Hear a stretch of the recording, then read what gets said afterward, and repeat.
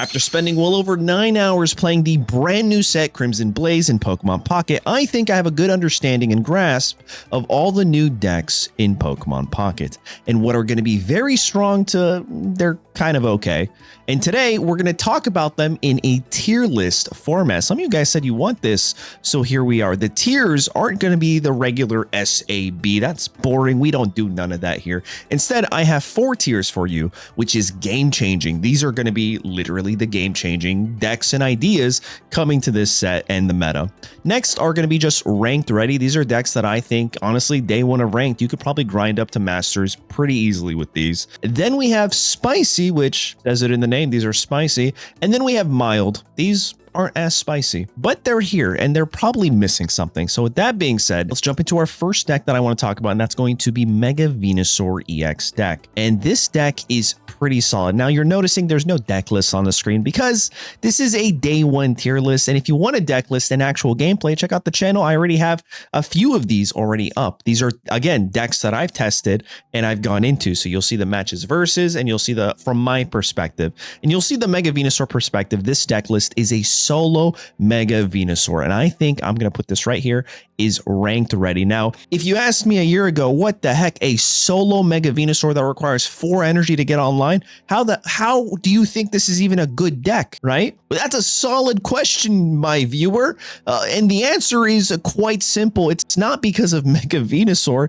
it's because of Ivysaur. This Pokemon single-handedly just boosted every single Venusaur, Venusaur EX, and Mega Venusaur for the foreseeable future because of the move synthesis. For 1 energy, you ramp 2 grass energies to this Ivysaur, and then by turn 3, you can evolve into your Mega Venusaur or any other Venusaur, maybe a non-EX, so that way you can counter Oricorios and then heal yourself or even poison your opponent's Pokemon. On top of that, this Mega Venusaur can sleep and poison your opponent, and if they hit tails, they're stuck outside of a PCL. So I think this is a very strong deck. I am a little biased. I had so much fun playing Mega Venusaur day one. It was the first deck that I played and we went through a tear. Definitely check out that video. So again, I might be super biased, but I'm putting it in ranked ready because I definitely myself will be playing it day one of ranked. Next up is going to be the Ariados and Whimsicott, which is honestly kind of cool. This combo works in a way of using Ariados' ability Trap Territory to boost your opponent's active Pokemon's retreat cost, and it stacks. And by doing so, we take a Pokemon that was otherwise dead on arrival and made it actually somewhat viable. Now, I don't know if it's going to be ranked ready. However, I do think this is a very spicy deck, and I'm very excited to see more cards that do things with the retreat cost of Pokemon in the future. Also, it's important to note that there are other cards in this set, like the brand new Quick Grow Extract, that kind of boosted every single grass type Pokemon that evolves in the game. So with that being said, like, grass types are looking pretty good this set. Now let's move over to Reuniclus, and this thing is hilarious. Infinite increase essentially says for every psychic energy this Pokemon has, it gets plus 30 HP. Now on paper, that's cracked, dude. That is busted.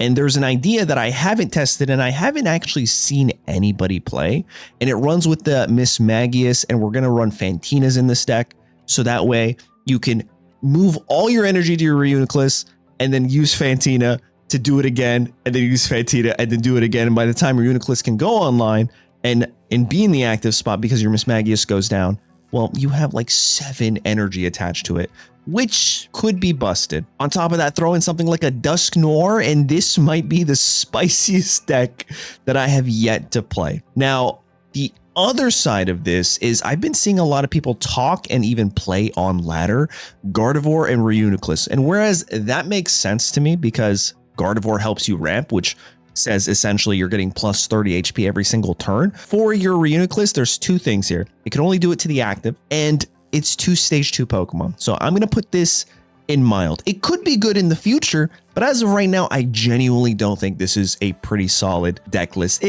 It's going to be fun. I feel like it'll miss a lot more than it hits. Now, Moving on to Mega Steelix EX, which by itself is probably one of the stronger Mega Pokemon in this set. Honestly, they're all looking pretty good. A couple of them made me a little sad. Like, I thought they would be better, but things like Mega Venusaur really outshined and it surprised me. And so did Mega Steelix. Now, yes, it requires 4 energy, but with the Probo Pass, I'm going to put this in spicy. I guess you can put it in mild. I think with the Probo Pass, potentially even a Dialga, something like that, you can get your Mega Steelix online so fast. And then don't forget Brock ramps your Onix, so that way once you get your Mega Steelix online, you're losing your weakness, you're taking 20 less damage, you throw on a heavy helmet on the guy, and you're taking another minus 20 damage, so that's minus 40 per turn, and you have no weakness. This thing could survive a hit from Charizard Y, but you probably don't want to take a hit from Charizard Y. Anyway, Probo Pass, I think with the Mega Steelix is really cool because it's also a non-EX. You can run multiples of these. They deal 40, they ramp something on the bench, and it's only a stage 1, and it's not a basic EX Pokemon to cost you 2 points. So I think that's pretty good. The next variation I want to talk about is going to be Steelix, Mega Steelix EX, and Pichu. And I'm going to put this in ranked ready because I know it's not on the cover here, but you're obviously running this with Oricorio. And anytime you have Oricorio, you're probably just good to take it to rank and stall everybody. In fact, I use this in the first 3 to 4 matches. You'll see the video whenever it uploads. We wall with Oricorio when we need to, and then once we get our Mega Steelix EX online, our opponents just really can't do anything. And then also, there are a few matches where we don't need it, where we can just Pichu onto our Onix and Brock turn 1, and then turn 2, Brock again, retreat the Pichu for free, give it another energy, and now you're hitting your opponent for 120. Albeit that's probably not happening all the time, but it's a possibility, and it's super fast. So you have best of both worlds, super fast ramp options, and something to wall your opponents and get your Mega Steelix EX online. Now we're going to move on to Mega Blastoise EX, and I'm actually going to talk about the variant that I played, and it's mild. I had some good matches, and I'll upload that video. It actually might, again, all these videos might already be uploaded on the channel. I had some really good matches, but after playing it, it felt like something was missing. And I'm not going to just rip you guys and be like, yeah, it was great, it was amazing, it's busted. It's not. I had fun, great matches, but it was missing something. And that thing that it's missing, I think could be the partner of Jellicent. I have yet to test this out, so I'm going to put that in spicy. And the idea is you lead with Jellicent. That helps you counter things like Oricorio, right? It deals 60 damage. All while, whenever your Jellicent takes damage, you're ramping your Mega Blastoise on the bench. Mantike only works for basics. Manaphy is a 50 HP Pokemon that deals no damage. I think Jellicent, even though it requires 2 energy for itself, you could also run Mantike in this deck list to help you ramp the Jellicent to then further help you ramp the Mega Blastoise. And I think that might actually be the best partner. Obviously, you're going to run things like Misty in this, right? You're just not going to. Maybe you don't. Maybe you don't like Gamba, but I think that's probably the better variation of Mega Blastoise EX, and I'm very excited to test it out. Next, we're going to be moving into some heavy hitters right here. I think Heliolisk and Zeraora are day 1 ranked ready. You obviously run this with Oricorio. Anything with Oricorio, again, I think is going to be ranked ready. Anything with some sort of control elements, you're good to go crazy. On top of that, if you start with your Zeraora and you have Elemental Switch, you could ramp onto your Heliolisk that if you don't have, you could just Clement and find and dish out 120 damage. And Heliolisk itself is game-changing. However, you might not always start with Zeraora, which is why the Heliolisk and the Genetic Apex Magneton, I think, is the top most game-changing deck that I think I've seen so far. And I've played into, I haven't tested out personally, but even if you don't start, right, you don't find your Zeraora, you have Magneton that is guaranteed to ramp itself. On top of that, having an Elemental Switch, well, you can just hit Heliolisk for 120, for 120, for 120. And the reason I say this is game changing is because with Clement's backpack, you could hit for 140 up to 160. With a red, that's actually 180. You could take out a lot of things with that. It's kind of crazy. Oh, and also we should talk about another reason why I think it's game changing. Suicune Greninja. I don't think you exist anymore with Heliolisk and Magneton. And the more people that are going to realize that, and the more people that are going to hop on the Heliolisk Magneton train, it's unfortunate to say, yes, it's going to, I think, take out Suicune Greninja, but it's also going to be super overwhelming. Here's an example. I entered a tournament day 1. Every single round was a lightning matchup. Most of them were Oricorios and Magnetons and Magnemites and Magnezones, and like 4 of them were the Heliolisk variants. And it was just so oppressive. I actually did fairly well. I did make top cut. I went with Venu. I had a great time. But yeah, so I think it's a very strong and game-changing deck. Next up is going to be Magnezone, the new Magnezone with Oricorio. We already talked about this, guys. Oricorio, it's ranked ready day 1. But the Magnezone that forces you to coin flip? What? That's kind of crazy, right? That feels pretty good. Yeah, so I think the new Magnezone is definitely ranked ready day 1, as long as you pair it with Oricorio, even if you don't, to be honest. Let's talk about Mega Lopunny right now with Lucario. I think it's spicy. I think it's pretty good. I don't think it's ranked ready. I think a control variant with Chingling could be ranked ready.